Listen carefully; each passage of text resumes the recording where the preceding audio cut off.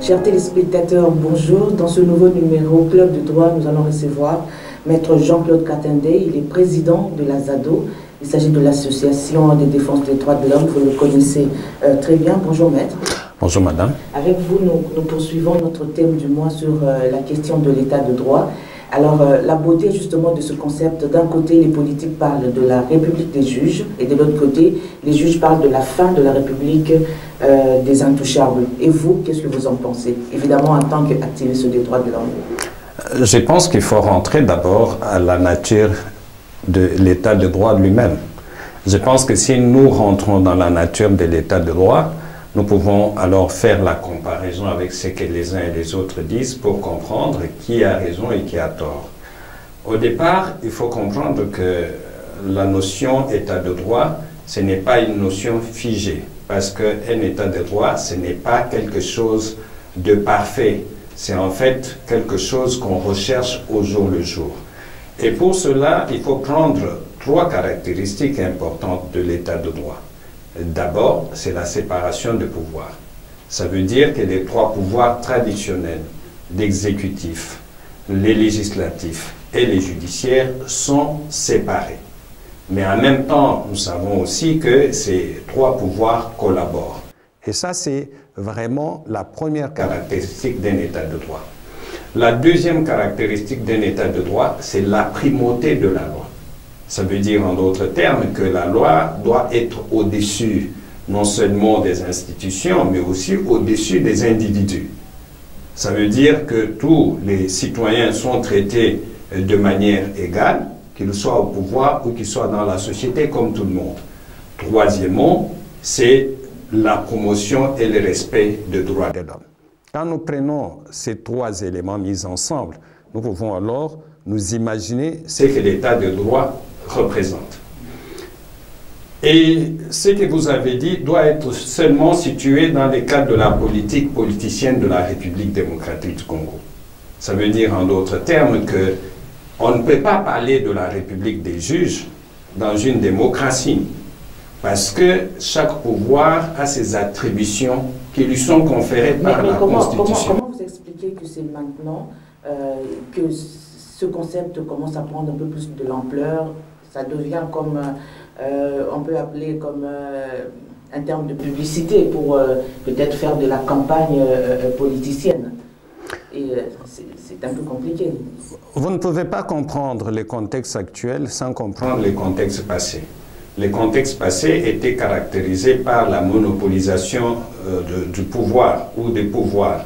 Toutes les institutions, c'est vrai que constitutionnellement, il y avait la séparation de pouvoirs, mais dans l'exercice, tous les pouvoirs étaient concentrés entre les mains de M. Joseph Kabila. Et vous sentez la différence aujourd'hui? Et dans ce contexte-là, il faut comprendre que la justice a été instrumentalisée. La justice était utilisée pour régler les comptes aux acteurs de la société civile comme aux acteurs de l'opposition. Maintenant, nous sommes dans une situation où c'est presque le contraire. Ça veut dire en d'autres termes que c'est vrai. Est-ce que la ZADO a des statistiques? Par rapport à quoi? Par rapport à la question des abus de droit, comme vous le dites, la monopolisation de la justice, les personnes qui se sont senties brimées par le fonctionnement de la justice dans les années antérieures. Non, mais dans les années antérieures, il y a moyen non seulement de répertorier un certain nombre de cas, mais on peut faire aussi la comparaison avec la situation présente. Je ne dis pas que la situation d'aujourd'hui, elle est meilleure, mais si nous la comparons à la situation passée, il y a des améliorations. Aujourd'hui, nous pouvons dire que les cachots parallèles, comme on les avait dans le temps, n'existent presque pas. L'ANR... Vous savez que ça existe? Non, je dis bien l'ampleur des arrestations, que ce soit à l'ANR, que ce soit ailleurs, on ne peut pas les comparer à ce que nous avions sous Kabila. Et le problème, c'est que les Congolais n'arrivent pas à faire cette différence. Non, Maître Jean-Claude, est-ce que vous avez eu une haine viscérale, comme certaines personnes l'ont pensé à votre sujet, vis-à-vis du régime antérieur qui, cette fois, pour des raisons peut-être, on dirait tribales, vous vous sentez accroché à ce régime? Mais vous me faites rire, madame. Vous savez que le travail que nous faisons, c'est un travail objectif.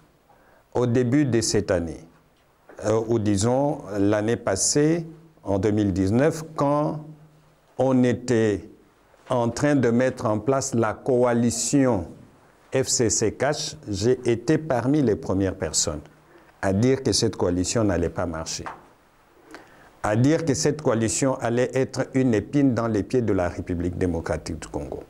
Les gens avaient dit la même chose, que vous avez la haine contre Kabila. Mais aujourd'hui, la situation me donne raison. En fait, quand vous n'êtes pas partisan, ni des uns ni des autres, vous êtes dans une position où vous pouvez faire des critiques objectives. Voyez-vous, de faire des critiques objectives. Je vous rappelle qu'au lendemain des élections de 2018, j'ai été encore parmi les premières personnes qui avaient dit que ces élections devraient être annulées pour la simple raison qu'elles n'étaient ni justes, ni transparentes, ni indépendantes. Donc, comme je savais que c'était Félix qu'on m'attribue comme mon frère qui avait gagné ces élections, pourquoi ai-je fait cette demande? La demande n'était pas appuyée par d'autres acteurs parce que beaucoup voient leurs intérêts personnels. Mais j'ai fini parce que c'est une question importante. Maintenant, nous sommes... Non, non, pas qui me dérange. Parce que... Non, pas du tout. Parce que si c'était une question qui me dérangeait, j'aurais changé des positions. J'aurais changé des positions, mais je ne vais pas les changer parce que j'estime que je suis dans une position qui me permet d'aider le Congo à avancer. Quand vous prenez la manière dont M. Kabila a géré ce pays, mais vous ne pouvez même pas penser un seul instant qu'il revienne au pouvoir. Les ONG ont fait la guerre à une seule personne au lieu de travailler justement pour qu'il y ait une bonne administration de la justice et faire asseoir justement les bases de l'état des droits que vous vantez aujourd'hui. C'est clair, il faut choisir un peu sa guerre, non? Non, je pense que notre guerre, c'est la guerre d'un état de droit. Si M. Félix est là pour favoriser cet état de droit, nous serons contents. Mais si nous constatons que ces signaux qu'il avait donnés au départ à la prise de pouvoir en termes de respect des droits de l'homme, ces signaux sont en train de s'affaiblir aujourd'hui. Est-ce que vous pensez que nous allons nous taire, nous allons fermer les yeux parce que Félix est du Kasaï? Je dis non. Donc notre combat, c'est d'abord que les Congolais qui sont au pouvoir travaillent dans l'intérêt des Congolais et que nous, qui ne sommes pas au pouvoir, nous continuons à faire des critiques objectives en prenant en considération principalement les lois de la République. Et vous savez que le rôle que nous jouons, c'est un peu le rôle ingrat, comme celui que Étienne Tshisekedi jouait à l'époque de Mobutu. Les gens les considéraient comme quelqu'un de trop intransigeant, quelqu'un qui ne voulait pas faire des concessions, mais il faut faire des concessions aux hommes et aux femmes de bonne foi. C'est difficile pour la ZADO de se démarquer des personnes, hein, de travailler pour tous les Congolais. Je comprends, hein, je comprends. Mais ma question est de savoir, celle de savoir, aujourd'hui on sent quand même un malaise, un fond de malaise entre les institutions qui devraient collaborer entre elles. Alors, la SADO, aujourd'hui, garde toujours une position très tranchante par rapport au fonctionnement des institutions au lieu de travailler pour un consensus. C'est ça aussi, la participation quand même de votre ONG dans l'effectivité justement de cet état de droit que tout le monde cherche. D'abord, je dois vous dire que la SADO est au service de tout le monde, de tous les Congolais et de toutes les Congolaises. Je pense que ceux qui ont bénéficié des services de la SADO, quand ils suivront cette émission, ils vont se dire certainement, M. Jean-Claude Katende, il a raison.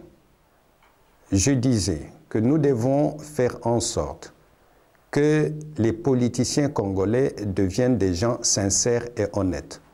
C'est que beaucoup d'entre eux ne sont pas. Vous parlez du consensus. Le consensus n'a des fondements que pour des gens honnêtes.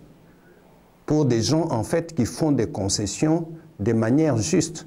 Est-ce que c'est possible de faire la politique en étant honnête? Mais bien sûr. Mais l'honnêteté, c'est d'abord de respecter les lois de la République. L'honnêteté, c'est d'abord de respecter ses propres engagements. Ça, c'est important. Voyez-vous ce qui se passe aujourd'hui? CASH et FCC sont en coalition. Ça veut dire, en d'autres termes, que ce sont des regroupements politiques qui partagent la même vision pour la gestion du pays, qui partagent aussi les mêmes préoccupations, les mêmes vues pour ce qui concerne le pays. Ça, c'est écrit comme ça sur papier. Ça n'a rien à voir avec l'état de droit. Non, mais ça... de parler de l'état de droit. Non. Ça a à voir avec l'état de droit. Aujourd'hui, il y a eu des ordonnances qui ont été signées par le président de la République. Hier, il y a eu la contestation du Premier ministre. Ça veut dire, en d'autres termes, qu'il y a l'équilibre de pouvoir qui n'est pas respecté. Et cela impacte évidemment sur l'état de droit. Et donc, l'Azado ne peut faire confiance qu'aux hommes politiques et aux femmes politiques dont on est sûr qu'ils sont sincères.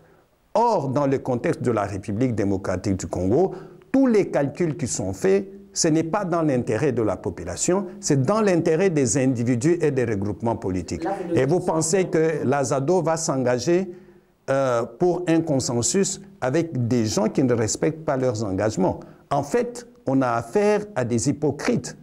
Parce que si les institutions avaient la même vision, c'est-à-dire améliorer les conditions de vie des Congolais, toutes les querelles politiques que nous sentons de part et d'autre n'allaient pas avoir lieu. Est-ce que l'Azado ne devrait pas commencer par une campagne d'abord de changement de mentalité avant de trancher, d'être aussi sec dans ses positions, bien sûr? Je ne sais pas. Je pense que ce qui conduit le travail de l'Azado, ce sont les lois de la République. Quand la loi dit que telle personne doit jouer tel rôle, il faut que la personne joue le rôle que je voulais dire. Mais ici, le problème, c'est lequel? On veut arrondir les angles. Et c'est ça la politique au Congo. N'est-ce pas là la démocratie? Non, la démocratie, le consensus doit s'inscrire d'abord dans l'intérêt du peuple. Ici, le consensus, c'est dans l'intérêt des politiciens. Et ça, il ne faut pas le prendre.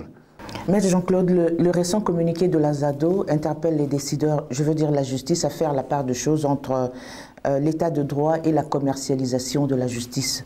Alors, qu'est-ce que vous entendez par commercialisation de la justice? C'est la vente des décisions judiciaires. Aujourd'hui, est-ce que vous pouvez confirmer, est-ce que vous avez vous-même déjà acheté quelques décisions judiciaires en tant qu'avocat? Je ne pense pas que ce soit en fait l'objectif poursuivi par moi en tant qu'avocat. Et vous savez que dans notre pays, les deux présidents, l'ancien comme les nouveaux, ont déjà à plusieurs reprises mis en évidence le fait que notre justice est corrompue. Les magistrats et les juges eux-mêmes, ils le disent. Et donc, quand vous acceptez des hautes responsabilités, comme les cas des personnes qui ont été nommées dernièrement par le président de la République, il est important d'abord de comprendre que l'homme qui m'a nommé, sa vision, c'est l'état de droit. Ça veut dire qu'il faut respecter les lois de la République et participer à la promotion des droits de l'homme. Si les magistrats et les juges qui ont été nommés s'inscrivent dans cette logique-là, nous pensons qu'on va mettre fin à la vente des décisions judiciaires. Alors, est-ce que vous ne pensez pas que le problème de la justice réside essentiellement sur l'amélioration de leurs conditions de travail? Parce qu'on peut le dire, qu'il n'y a pas de vertu dans la pauvreté. Aujourd'hui, on peut demander aux magistrats, comme vous le dites, de revenir dans leurs bottes, comme vous dites, mais si l'amélioration des conditions sociales ne suit pas, on tournera en rond. Il n'y aura pas de résultat. Je ne pense pas qu'il faut donner raison aux magistrats. Si vous occupez... Non plus, n'est pas oublier non plus qu'ils ont droit à la vie. Évidemment. Mais il ne faut pas dire que parce que on est mal payé, on doit se faire corrompre. Si vous estimez que cette fonction ne vous donne pas les ressources nécessaires pour faire votre travail, la solution est de démissionner. Madame, je vous apprends que moi j'ai été magistrat. Et comme les conditions de travail, d'abord au niveau éthique, ne me satisfaisaient pas, j'ai démissionné. Et dans l'avocature, vous vivez mieux? Je ne vis pas mieux, mais j'ai le choix à faire. Ça veut dire qu'il y a des affaires, quand on me présente, si elles ne sont pas conformes à mes valeurs, je ne touche pas. Mais quand vous êtes, par exemple, magistrat, vous avez un chef au-dessus de vous. Le chef peut vous dire, pour tel dossier ou un autre, d'orienter la décision dans tel sens ou dans un autre, même dans le sens qui ne convainc pas vos propres convictions, qui n'est pas conforme à vos propres convictions. Mais en tant qu'avocat, je suis libre. Et si je meurs de faim, c'est ma propre responsabilité. Dans les cas des magistrats et des juges, ils vont dire que c'est l'État qui nous met dans des conditions. Évidemment, parce que les avocats n'ont pas... Je voudrais insister sur un aspect important.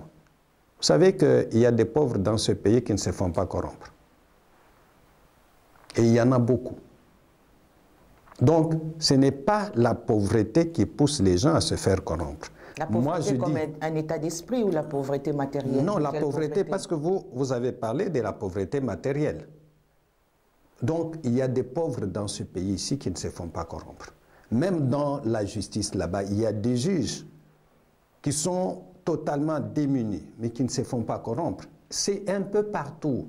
Les gens honnêtes, les gens sincères, les gens corrects ne manqueront pas. Est-ce que la SADO n'a pas un cliché sur les magistrats? Magistrature égale corruption, politique égale vol.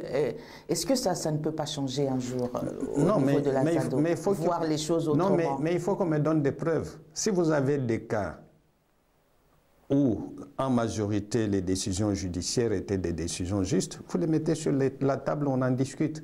Moi, je ne voudrais pas qu'on parte sur base de l'imaginaire. Alors, quand le président de la République lui-même, à l'époque, le président Kabila a dit que notre justice était corrompue. Mais qui voulez-vous que d'autres parlent mieux que lui?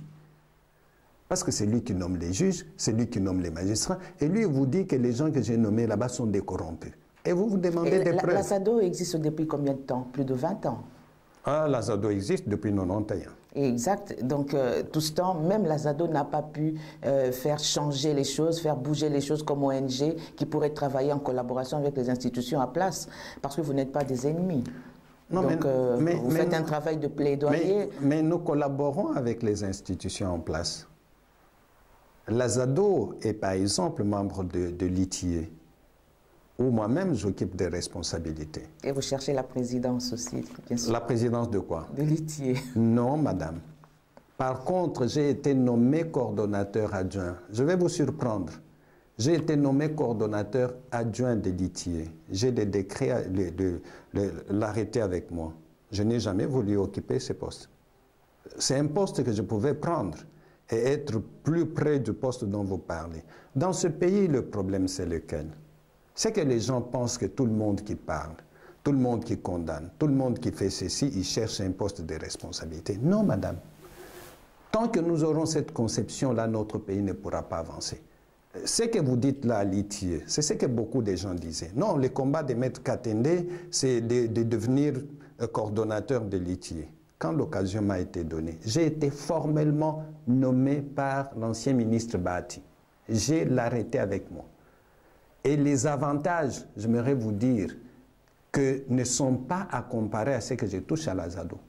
Mais j'ai refusé de prendre les postes. Donc, on comprend qu'au sein de la SADO, c'est plus intéressant pour vous faire la pression et... Non, il faut toujours, se mettre en tête que tous les gens qui sont actifs ne les font pas pour l'argent. Il y a des gens qui ont la vocation de faire certaines choses pour faire avancer cette nation.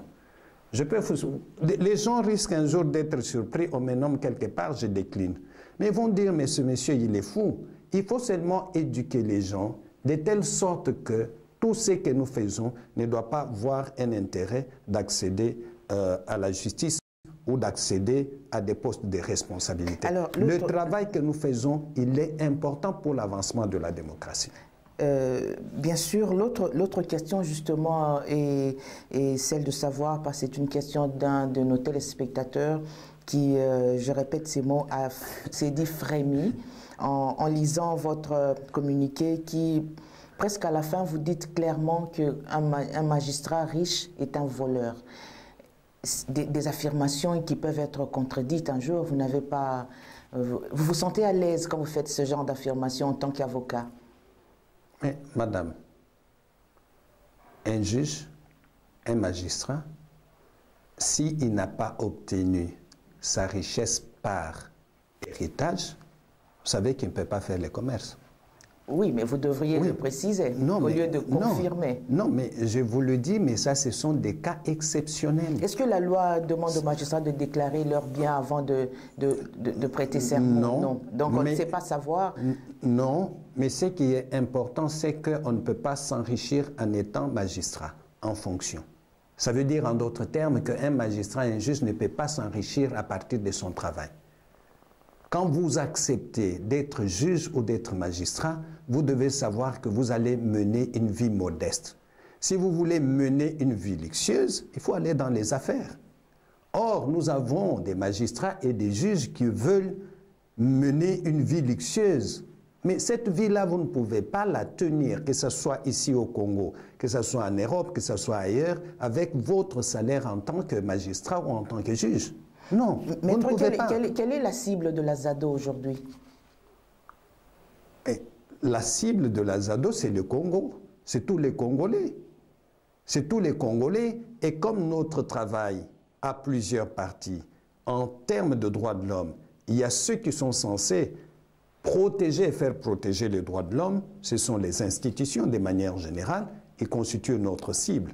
Il y a les citoyens qui doivent être des bénéficiaires de ces droits. C'est aussi notre cible dans la mesure où nous formons les citoyens, nous les sensibilisons à connaître d'abord leurs droits et à les faire respecter aux besoins. Parce qu'on est mieux protégé que quand on connaît ses droits. Alors aujourd'hui, la population, celle-là pour qui vous battez, ne se sont pas concernés dans ce débat qui concerne l'état de droit. Parce que, évidemment, les priorités sont oubliées. Aujourd'hui, l'état de droit donne l'impression d'être pour des politiciens, pour des magistrats dont la ZADO ne supporte pas, de voir et tout le reste. Alors, est-ce qu'il n'y a pas possibilité de faire cet équilibre-là, que vous vous concentrez sur l'intérêt principal de la population? C'est d'ailleurs parmi vos objectifs, non? Non, mais je suis quand même surpris de toutes ces accusations. Comment la ZADO ne supporte pas la justice? Parce que la justice, elle est importante pour le travail que fait la ZADO. La justice, c'est en fait le rempart en termes de protection des droits de l'homme. Notre travail, c'est d'insister pour que les magistrats et les juges ne soient pas instrumentalisés par les pouvoirs exécutifs. Et en même temps, qu'ils travaillent dans l'intérêt des populations. Pas dans l'intérêt de s'enrichir personnellement. Donc, les juges et les magistrats, nous en avons besoin. Mais nous voulons des magistrats et des juges professionnels, honnêtes et intègres, pour que la justice, qui est un bien commun, un bien public, profite à tout le monde. On ne peut pas concevoir dans un État que les décisions judiciaires soient rendues en fonction de l'argent qu'on donne à un juge ou à un magistrat. C'est inacceptable. Et donc, l'attitude de la ZADO est tout à fait justifiée. Maintenant, quand vous dites que les citoyens ne participent pas à l'état de droit, je dis non, madame. Les faits encore démontrent le contraire. C'est pour ça que vous devez adoucir les accusations de vos téléspectateurs. Vous avez vu le cas de 3 propositions de loi faites par Minaku. Vous n'avez pas vu de Congolais dans la rue? Ce n'est pas l'état de droit, ça? Vous voulez encore que je vous donne des statistiques? Parce que vous voulez des statistiques. Mais je vous rappelle qu'il y a eu des manifestations dans cette ville, comme dans d'autres villes, où les citoyens, pas seulement des partis politiques... Comment savoir si ces manifestations étaient spontanées ou pas? Non, les manifestations ne peuvent pas être spontanées parce qu'on appelle à manifester. Mais je n'ai pas, personnellement, et ça ne peut pas être... Justice, elle n'a pas vu la ZADO dans la rue. Non, madame, ça ne peut pas être spontané.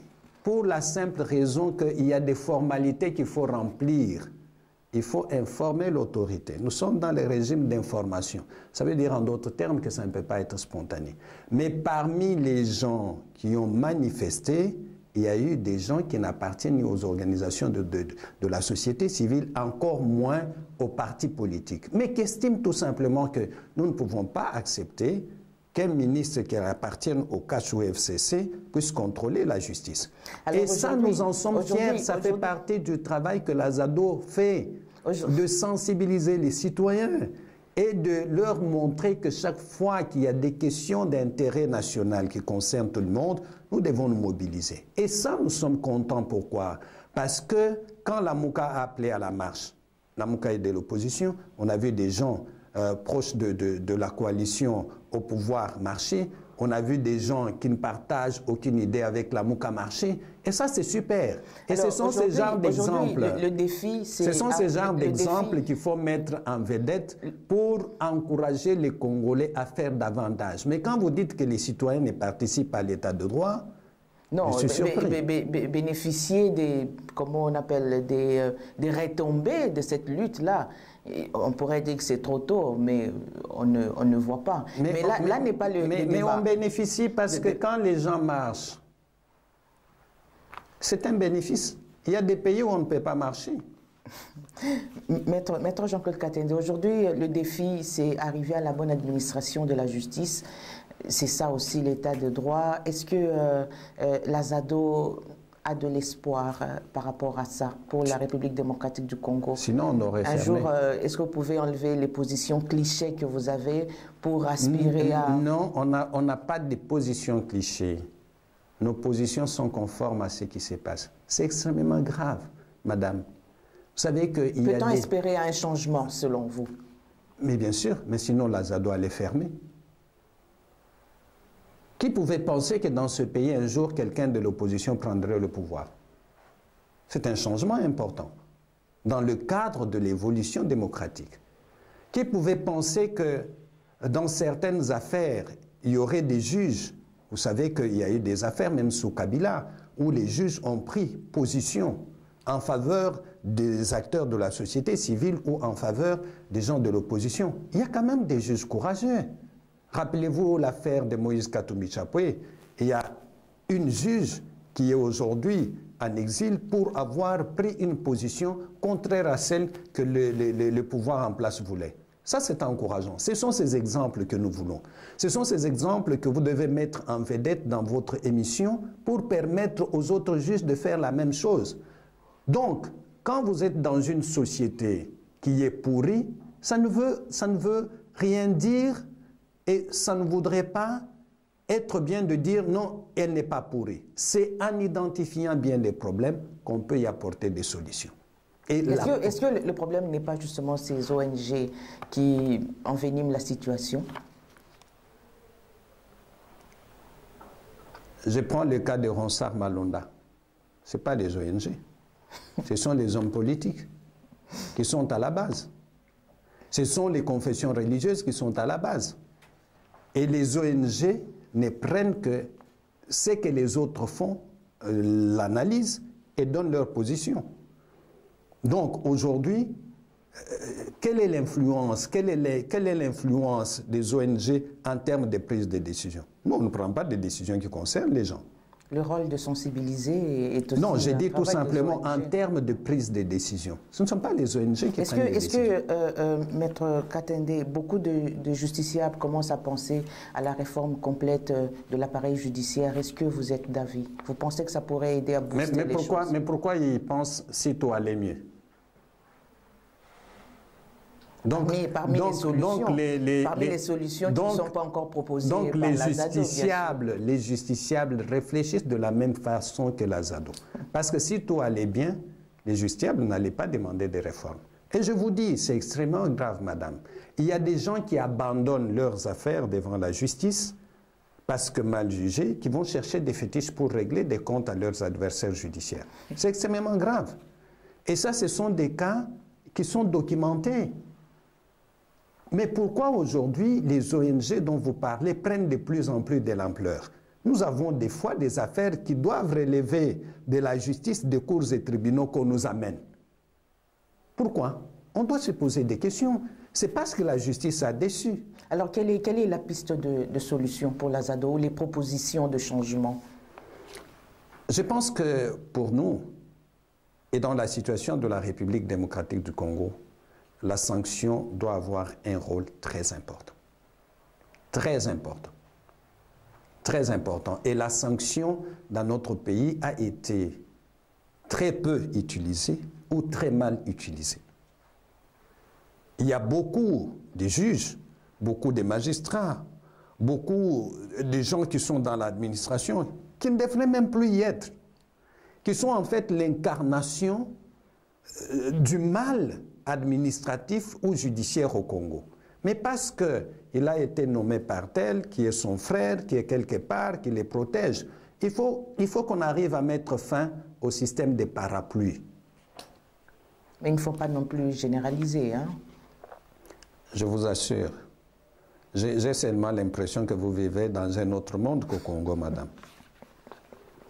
Et notre passion pour la justice, nous savons que la justice peut jouer un rôle extrêmement important pour faire changer cette nation.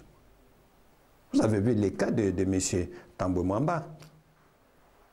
Infraction consommée. Mais le Sénat dit non, on ne peut pas les livrer parce que si on les livre à la justice, le Sénat ne va plus fonctionner. Mais on est où?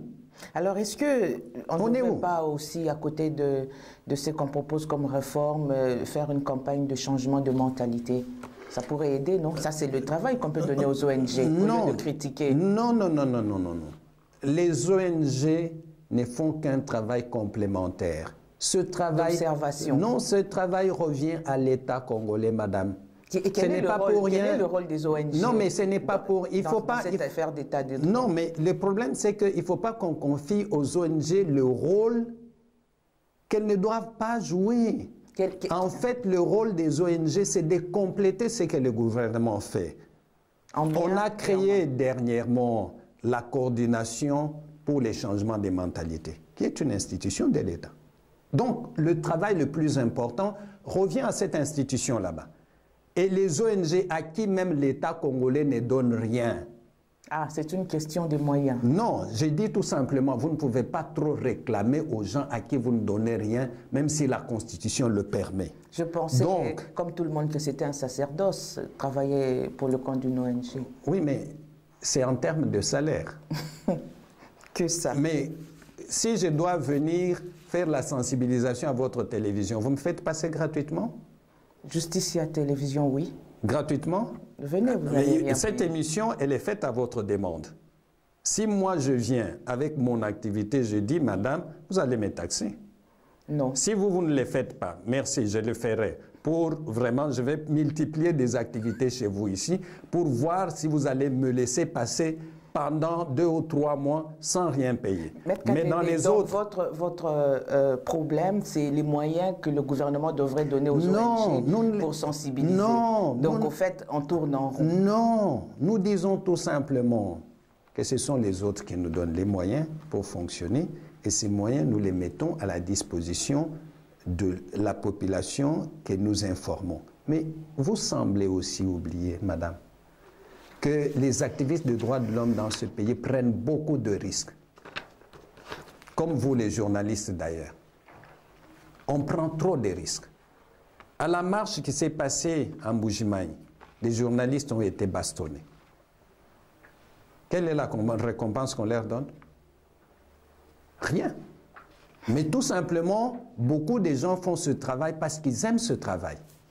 C'est la même chose pour les journalistes, c'est la même chose pour nous, les défenseurs des droits de l'homme. Les journalistes, pour la plupart ici au Congo, ils touchent combien? Vous n'allez pas entremêler les choses. Non, je n'entremêle pas. Aujourd'hui, le problème, c'est la question de l'administration de la justice, l'état de droit dont tout le monde parle, et le rôle des ONG dans l'instauration de cet état de droit. Oui. C'est ça la question. Ce n'est pas seulement ça la question. La question de l'état de droit, c'est aussi quand quelqu'un travaille, il doit avoir une rémunération qui convient. Ça fait partie de l'état de droit. Et les gens qui prennent les risques, qui exposent leur vie, comme les ONG devraient travailler à titre bénévole. Non. C'est ça, c'est non, ça. Je dis tout ça. Il n'y a personne qui peut travailler. Les journalistes ne sont pas membres des ONG. Il n'y a personne qui peut travailler à titre bénévole, qu'il soit journaliste ou qu'il soit membre d'une ONG. Parce qu'il a une famille à nourrir, il a une femme, il a un mari, elle a un mari, elle a des enfants. On ne peut pas travailler bénévolement. Seulement, nous avons compris que ce que nous pouvons recevoir dans le cadre de notre engagement ne peut pas correspondre à ce qu'on aurait pu toucher dans les conditions normales. Alors c'est ce qui justifie la main tendue des ONG vers l'extérieur? Non. Vous devez savoir, madame, et je l'ai déjà dit à plusieurs reprises aux membres du gouvernement, notre pays a pris des engagements au niveau des Nations Unies. Ces engagements nous lient. Et au terme de ces engagements, il y a des accords que notre pays passe au niveau international, et ces accords ont pour l'impact que dans le cadre, par exemple, de la promotion de certaines valeurs, comme la démocratie, comme les droits de l'homme, les ONG nationales peuvent être soutenues, soit par les organisations du système des nations, des agences du système des Nations Unies, ou d'autres. Donc ce n'est pas une main tendue, ce sont des accords, madame. Et c'est au terme de ces accords que nos organisations reçoivent de l'aide. Mais si on considère que le travail des ONG est un travail important, mais le soutien du gouvernement doit être aussi de la partie. Mais il ne faut pas que ce soutien conduise à l'instrumentalisation des ONG. C'est tout ce que nous ne voulons pas. Vous donnez un soutien, mais vous nous laissez faire notre travail conformément à la Constitution, conformément aux lois du pays. Alors, tant qu'il n'y a pas de soutien, on tire sur vous. C'est aussi une manière de... Non, je ne pense pas. Des fois, vous prenez de raccourcis que j'estime malheureux. Voyez-vous, quand, par exemple, vous dites que vous ne donnez pas, on tire sur vous. Mais la question qu'il faut se poser, et c'est la question fondamentale, et je trouve toujours que des fois, on perd. Est-ce qu'on tire sur quelqu'un sans qu'il n'ait rien fait? Donc, comme vous êtes là, Madame Nathalie, vous êtes là, vous n'avez rien fait, la ZADO fait un communiqué sur vous. C'est ça, non? Parce que vous ne m'avez rien donné, donc je dois tirer sur vous. Comme maintenant, là, il y a un ministre qui n'a rien fait, qui a fait son travail normalement, la ZADO prend seulement un communiqué. Donc, ça veut dire en d'autres termes que nous manquons à faire. Que notre travail, c'est d'énarguer les gens. Mais j'aurais voulu que vous preniez un seul communiqué de la ZADO. Vous dites, Maître Katende, voyez-vous ces communiqués ici, vous avez dit ça contre tel, vous avez tiré sur tel, ce que vous avez dit là est faux. En ce moment-là, le vrai débat commence. Okay. Mais tant que vous n'avez pas ces genres de preuves, de dire vous avez tiré sur quelqu'un au hasard... Toutes les affirmations de la ZADO ont des soubassements, il y a des preuves de tout ce que vous annoncez, tout ce que vous décriez, bien sûr. Cherchez les communiqués de la ZADO. À la prochaine émission, nous les mettons là sur la table. Vous dites, Maître Katende, voilà ça, voilà ça. Vous savez, nous sommes une organisation très bien organisée. Ça, c'est de un. De deux, nous sommes une organisation, nous savons que beaucoup de gens ne veulent pas de nous. Parce que nous dérangeons les gens. Et c'est pour ça que quand nous publions quelque chose, nous prenons la précaution d'être vraiment sûrs que ce que nous disons est vrai. Alors, le travail de la ZADO serait aussi de descendre auprès de la population pour justement expliquer cette question de l'état de droit, parce que c'est de ça qu'on parle, que ça soit dans la compréhension de tous, au lieu peut-être de vous limiter au communiqué WhatsApp, mais faire un travail de terrain. Pour ça, est-ce qu'il faudrait des moyens aussi? Madame Nathalie, je vais vous surprendre. Et je trouve tout simplement que les gens qui vous parlent vous font des accusations gratuites. Et ça me rend heureux. Je vous dis que nous avons une émission tous les vendredis sur Télé 7, animée par la ZADO, pendant 45 minutes, sur Je connais mes droits. Vendredi suivait de 9h juste à 9h45. C'est moi-même qui anime cette émission. Pourquoi nous l'avons fait? C'est pour permettre à des milliers de personnes, et je reçois énormément des appels où les gens exposent leurs problèmes parce qu'ils ont suivi nos émissions. Concentrez seulement sur le droit. Je vous surprends encore. Nous avons une autre émission de 30 minutes chez Congo Web sur l'engagement citoyen. Une émission animée par la ZADO. Donc, je peux vous donner autant de preuves que la ZADO... Non, je vais plus loin, madame, pour vous dire que nous avons un programme avec les radios communautaires. 360 radios communautaires à travers le Congo, dont nous avons formé les journalistes et qui font des émissions parrainées par la ZADO sur des questions de droit et sur des questions minières. Donc, c'est pour vous dire, nous faisons un travail, peut-être vous aurez souhaité voir Maître Katende partout. Non, nous avons un système qui nous permet d'atteindre des milliers de gens. Si nos programmes sont diffusés par 360 radios communautaires, pouvez-vous imaginer combien de gens nous atteignons? Alors, en conclusion, la question... Non, j'aurais seulement souhaité que vous félicitiez la ZADO, mais vous n'avez pas l'envie de le faire. Mais je me félicite moi-même et je félicite mes collègues et ceux qui participent avec nous. Le mot de la fin, c'est tout simplement vous remercier pour cet entretien. Et je pense que beaucoup de gens ont suivi que la ZADO est victime de beaucoup d'accusations gratuites, mais j'ai apporté des preuves et j'attends la prochaine émission, document à l'appui, pour que la ZADO démontre que c'est une organisation efficace. Alors, quel est votre vœu pour la République démocratique du Congo? Que ce pays soit meilleur que ce qu'il est aujourd'hui. Je pense que le rêve de Lumumba, du Kasavubu et des autres pères de l'indépendance, c'était de faire de ce pays plus beau qu'avant. Nous avons fêté notre 60e anniversaire et tout le monde a conclu que nous avons échoué. Et dans cet échec, les politiciens ont une grande responsabilité. Et c'est pour ça que dans cette République, l'actuelle, il est important que les citoyens se lèvent pour pouvoir surveiller les politiciens, afin qu'ils puissent non seulement respecter les lois de la République, mais tenir à leurs engagements.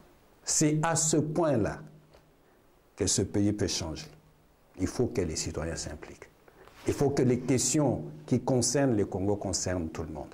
Si nous laissons les politiciens conduire le pays comme ils sont en train de le faire, après 10 ans, nous allons faire encore une autre évaluation qui sera catastrophique. Maître Jean-Claude Katende, je vous remercie pour toutes ces précisions et Justicia Télévision vous remercie d'avoir accepté de participer à cette émission avec des questions qui vous ont un peu dérangé, mais c'est nécessaire. Non, pas du tout, pas du tout. Fidèles téléspectateurs, merci pour votre attention.